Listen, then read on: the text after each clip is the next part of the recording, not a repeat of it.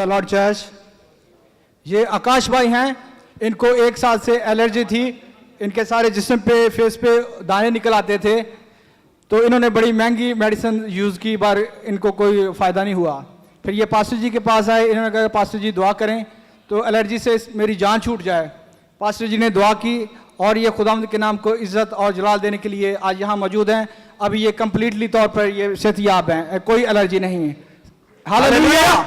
जोरदार तालियां बजाएं, क्योंकि उसके मार खाने से हमने क्या पाई है? उसके मार खाने से हमने क्या पाई है?